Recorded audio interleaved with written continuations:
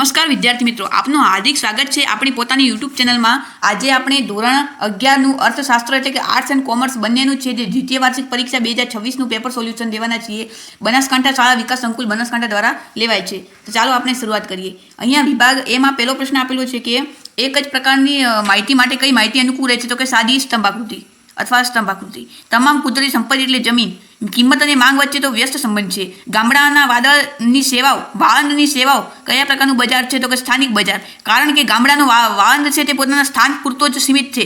તેની જે ધંધો છે તે કોઈ પ્રાદેશિક કે રાષ્ટ્રીય પૂરતો સીમિત હોતો નથી, તે માત્ર સ્થાનિક બજારમાં જોવા મળે છે। એના પછી નેક્સ્ટ હતું કે મોબાઈલનું એપનું બજાર કઈ અલ્પ હસ્તકીજારો। કારણ કે મોબાઈલ એપનું બજાર એટલે કે મોબાઈલ એપની જે કંપનીઓ છે એ 20થી વધુમાં વધુ 20 કંપનીઓ છે, એ તે અલ્પ છે, તે પૂર્ણ હરીફાઈ એટલે કે અસંખ્ય પણ નથી। જે કંપનીઓ હોય છે મોબાઈલની એપની કંપની અસંખ્ય પણ નથી, માત્ર એક પણ નથી અને ઉપલક્ષી। આ તો મિત્રો આપણે ભણવામાં આવતું જ નથી, એટલે ઓપ્શન નંબર બી એ રાઈટ જવાબ રહેશે।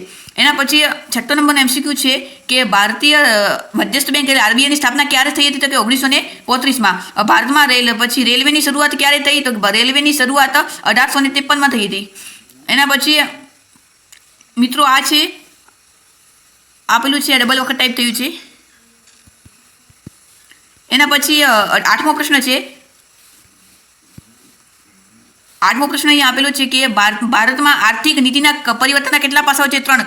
ઉદારીકરણ, ખાનગીકરણ અને વૈશ્વિકરણ। ખાનગીકરણ કેટલી રીતે થાય છે? તો કે 3 રીતે। તો પહેલું તો કે વિમૂઢીકરણ, બીજું તો કે અનામત ઉદ્યોગોની સંખ્યા ઓછી કરી ખાનગી ક્ષેત્રનો વ્યાપ વધારીને, અને ખાનગી અને જાહેર સંસ્થાઓનો સંયુક્ત રીતે, એ 3 હતા। એના પછી અલિપ્ત અર્થતંત્ર નીતિમાંથી કહ્યું તો કે વિદેશ વ્યાપાર છે એ વિદેશ વ્યાપાર સાથે સંકળાયેલું નથી, કેમ કે અલિપ્ત અર્થતંત્ર આપણા દેશમાં પૂરતું સીમિત હોય છે। એના પછી વિભાગ બી, અહીંયા મિત્રો તમને કહી દઉં કે મોસ્ટ ઓફ અહીંયા વિભાગ એમાં ઓપ્શન નંબર બી જ આવે છે, અમુકમાં જ સી અને એ જેવા આપે છે। એના પછી વિભાગ બીમાં પહેલો પ્રશ્ન છે કે સંસ્કૃત શબ્દ અર્થનો ઉદ્દેશ્ય શું થાય છે? ઉદ્દેશ્ય કશુંક મેળવવું। પછી ગિફન વસ્તુઓ છે એટલે શું? તો કે હલકા પ્રકારની વસ્તુઓ, અને ગિફન વસ્તુઓ કલકી। ગિફન વસ્તુઓ એટલે હલકા પ્રકારની વસ્તુઓ।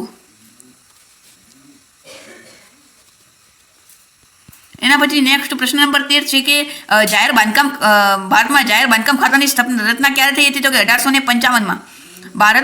પ્રાચીન ભારત કેવો? તો કૃષિ પ્રધાન અથવા ખેતી પ્રધાન દેશ છે। આરોપિત ભાડું એટલે શું? આરોપિત ભાડું એટલે જો પોતાની માલિકીનું મકાન હોય ને આપણે તેમાં રહેતા હોઈએ અને જો બીજાને ભાડું આપ્યું હોત તો તે ભાડું મળી શકે એમ હોત તો તેને આરોપિત ભાડું કહે છે।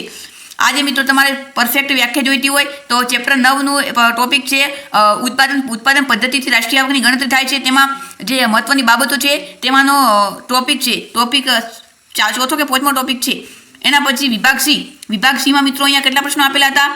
કુલ અહીંયા વિભાગ સી છે, વિભાગ સીમાં 1, 2, 3, 4 એટલે કે 8 પ્રશ્નો હતા, એમાંથી 5 લખવાના હતા। તો તમે જોઈ શકો છો અહીંયા પ્રશ્નો આપેલા છે, જો તમે હજુ પેપર લેવાનું બાકી હોય તો તમારે કામ આવી શકે છે। અહીંયા પ્રશ્નો આપેલા છે। એના પછી વિભાગ ડી તરફ આગળ વધીએ આપણે, તો વિભાગ ડીમાં પણ ગમે તે 5 8માંથી ગમે તે 5 લખવાના હતા। તો અહીંયા પહેલો પ્રશ્ન છે માંગના નિયમની ધારણાઓ સમજાવો। ચેપ્ટર નંબર 3નો પ્રશ્ન છે પુરવઠાના નિયમના અપવાદો જણાવો, અલભ્ય વસ્તુઓ અને નાશવંત વસ્તુઓ। ચેપ્ટર નંબર 4નો પ્રશ્ન છે નીચે આપેલ માહિતી, તો કે મિત્રો અહીંયા તમને જણાવી દઉં નંબર 1 પેલું કયું? અમેરિકાની ફોસિલ ઘડિયાળ, આ મિત્રો આંતરરાષ્ટ્રીય બજાર છે। એનસીઆરટી નેશનલ માટે હોય છે કે રાષ્ટ્રીય બજાર। નાગપુરના સંતરાએ એક પ્રદેશ પૂરતા સીમિત હોય છે, પ્રખ્યાત તરીકે પ્રાદેશિક બજાર કહે છે।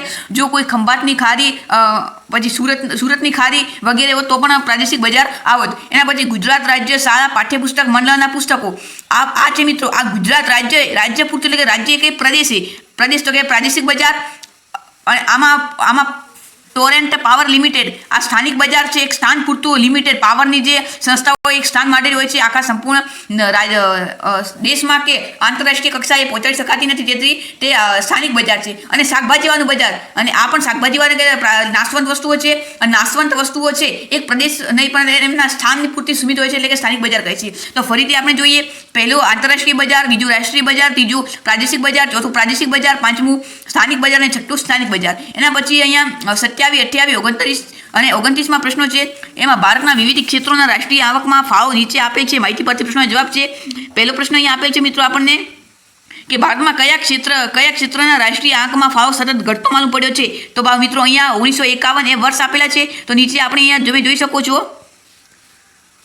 મિત્રો અહીંયા તમને ફાવ સતત ઘટતો જોવા મળે છે 53.1, 29.1, 22.1 અને 17.1. તો પ્રાથમિક ક્ષેત્ર આપણો સાચો જવાબ રહેશે. પહેલામાં આવશે પ્રાથમિક ક્ષેત્ર. એના પછી બીજો પ્રશ્ન હતો કે વર્ષ 2014-15માં રાષ્ટ્રીય આવકમાં કયા ક્ષેત્રનો ફાળો સૌથી વધુ જોવા મળે છે? 2014-15. તો આપણું વર્ષ 2014-15 કયું હતું? 2014-15 આ બોક્સ રહેશે. એમાંથી હવે આપણને અહીંયા કહ્યું છે કે રાષ્ટ્રીય આવકમાં કયા ક્ષેત્ર સૌથી વધુ ફાળો જોવા મળે છે? સૌથી વધુ કોનો છે? તો કે 52.57%. જે 52.57% સેવા ક્ષેત્રનો છે. તો મિત્રો આમાં સાચો જવાબ આવશે સેવા ક્ષેત્ર.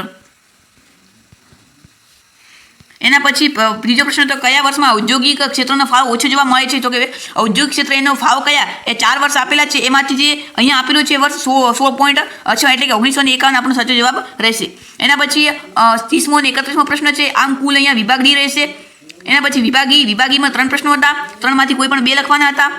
કોઈ પ્રત્યેકમાં 5 ગુણ ગમે તે 2 3માંથી. આ ચેપ્ટર નંબર પહેલો છે 32મો ચેપ્ટર નંબર 6નો પ્રશ્ન, 33મો ચેપ્ટર નંબર 8નો પ્રશ્ન અને 34મો ચેપ્ટર નંબર 9નો પ્રશ્ન.